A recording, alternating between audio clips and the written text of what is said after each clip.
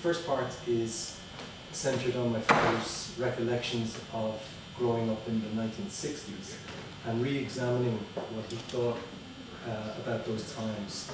And then the second book, or the second part of the book, is very much influenced by my father's reaction to what happened in 2020 and the situation that Ireland and the world found itself in. And he had a reaction to it, he had an instinct to it, which he pursued, and partly that pursuit is represented in the book. So I'm very pleased to welcome my father, Jim Bruce, who's going to talk to us.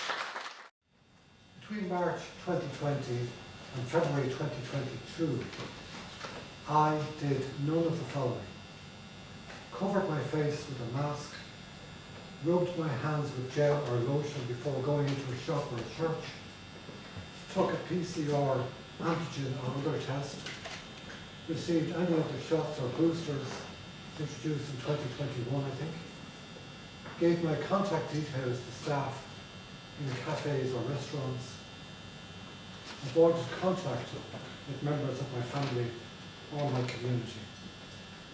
This, of course, was the 2-year period during which we were told that a potentially lethal pandemic threatened our lives.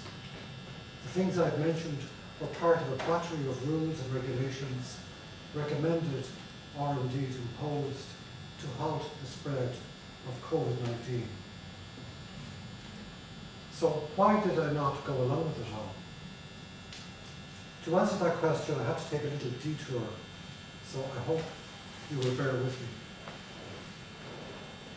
About the only TV program I watch these days is called The Chase. I love it. You always find it on one television station or another every single day. They must make them in batches.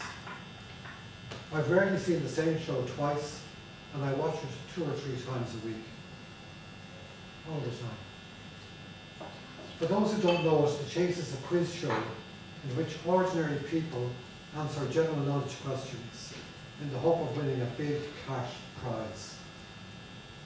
The contestant must choose between 3 possible answers to each question. They've only a few seconds to press one of the buttons. It could be A, B, or even C. So if they don't know the answer, they have to make a quick guess. Now sometimes when a contestant picks a wrong answer, he or she will say that they were not surprised, that they were leaning towards the correct answer, but changed their minds at the last minute. Now this could be baloney, as they say. Sounds a bit different. And maybe in a few cases it is baloney. But most of the time, what the player is really saying is that they overruled their instincts and went instead for what they believed to be a more logical answer. When this happens, and it happens a lot, the host, the legend that is Bradley Walsh, I think he's fantastic, tells them that they should always go with their gut.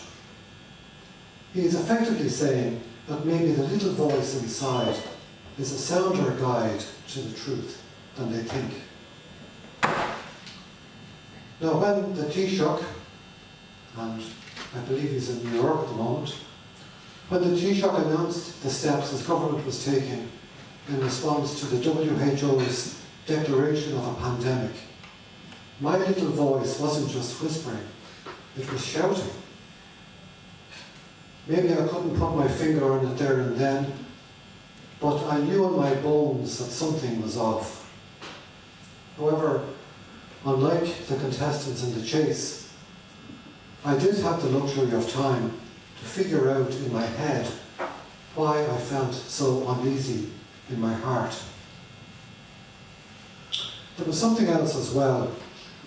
Over the years, I have found that just because people are in positions of authority, I shouldn't automatically believe what they say. And that's true whether they're doctors, politicians, college professors, bankers, and anyone else I once put on a pedestal. I won't say I have become cynical, well, maybe a little, but I'm definitely more sceptical than I used to be. So when I listened to Varadkar talking about COVID, I decided to dig a bit deeper and see whether or not my instincts were correct. It did not take long to figure out the truth of the matter. That I and my fellow citizens were being deceived on a grand scale.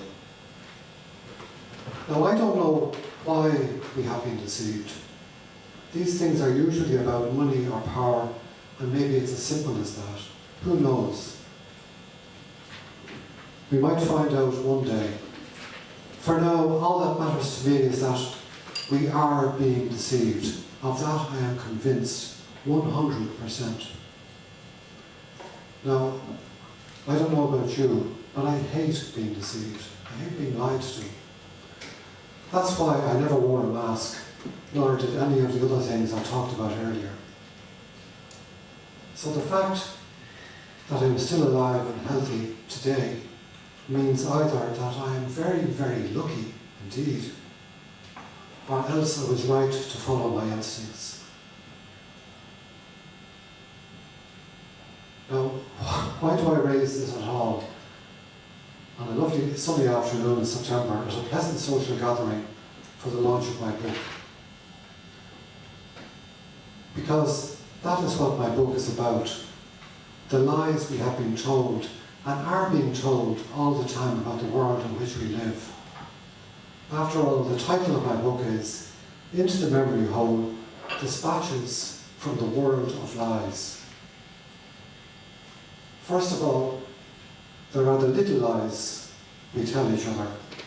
And I mention a few of those in the book from my own past, ones that have stayed with me over the years. But mostly, I go into what you might call the big, or perhaps more accurately, the public lies that are more familiar to most of us, I think.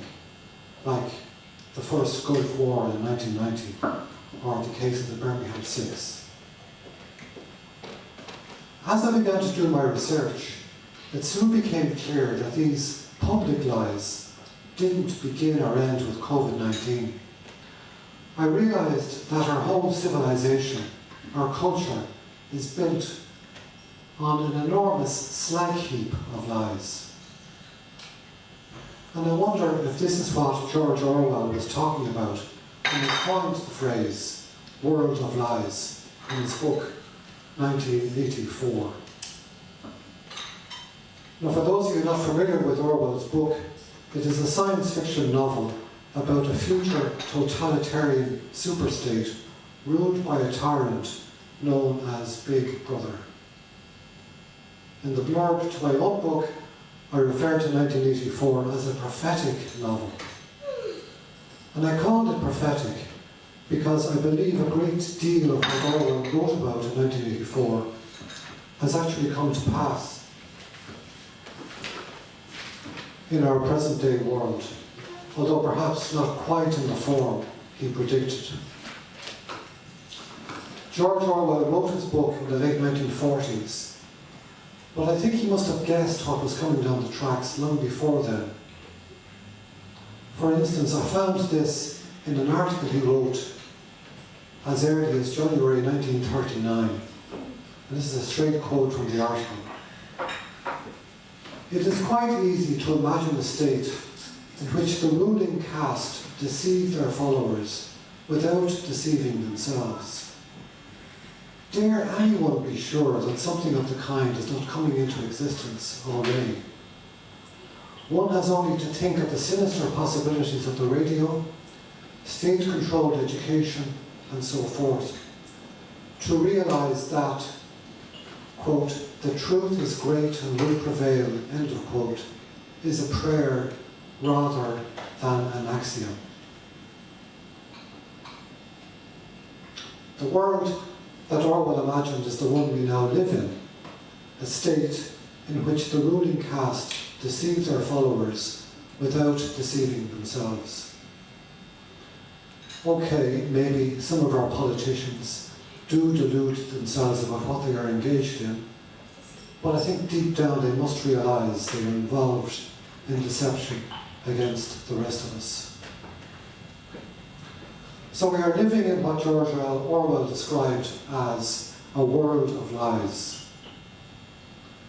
But despite Orwell's use of the word prayer in the article I quoted from, he was not a religious man.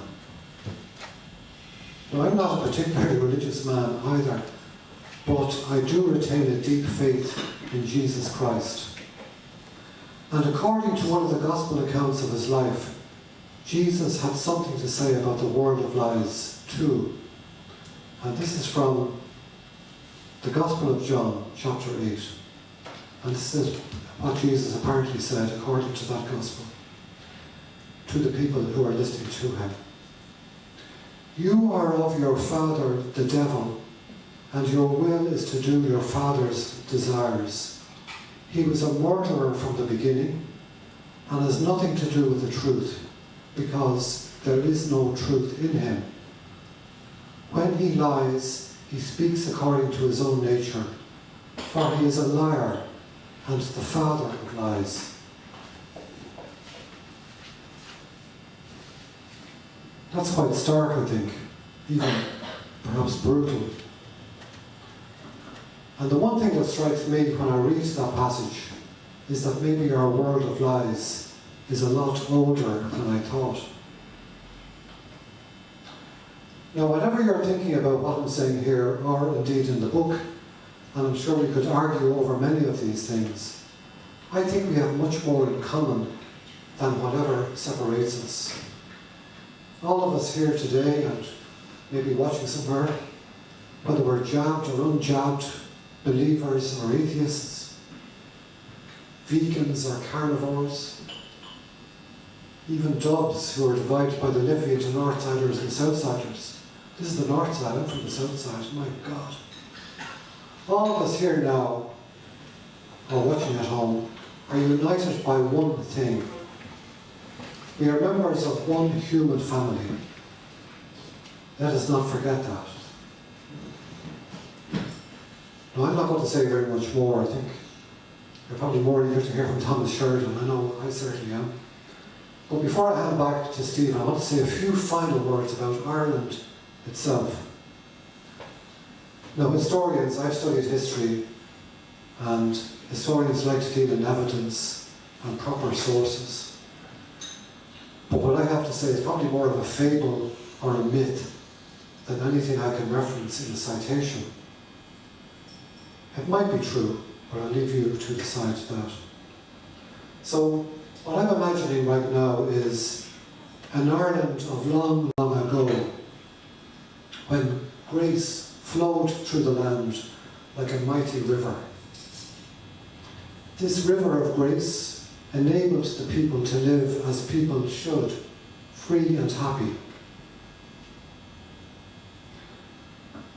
I believe that river still flows today, but it has been reduced to an underground stream, maybe little more than a trickle, but it's still there. And if we can find it, I think we can get it going again, even better than before. And if we can do that, I believe the land and the people will be replenished once again. That's as much as I want to say. Thank you for listening.